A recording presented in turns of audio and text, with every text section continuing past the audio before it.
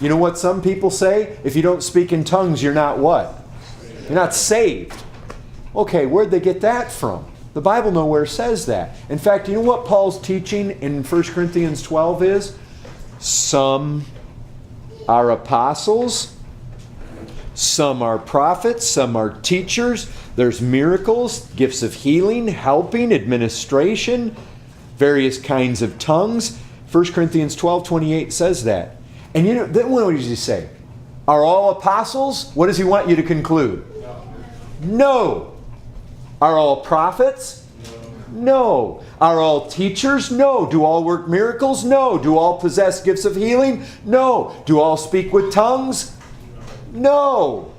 If anybody comes along and tells you that if you don't speak in tongues, you're not saved, get away. Get out. You know what? They've got a false gospel and they're teaching lies. That isn't right. That isn't anywhere close to right. And that is a damnable lie. Folks, in those circles, when they would tell you that that is the proof of salvation, that is a lie.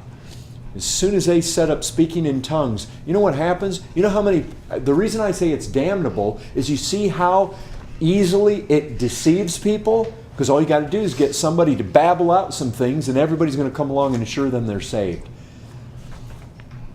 Do all have the gifts of tongues? No. So if anybody comes along and says, who's Paul talking about? He's talking about Christians. Do all Christians have the gifts of tongues? No. And if somebody comes along and tells you you can't be a Christian except you speak in tongues, you can tell them they're a liar. The Word of God says otherwise.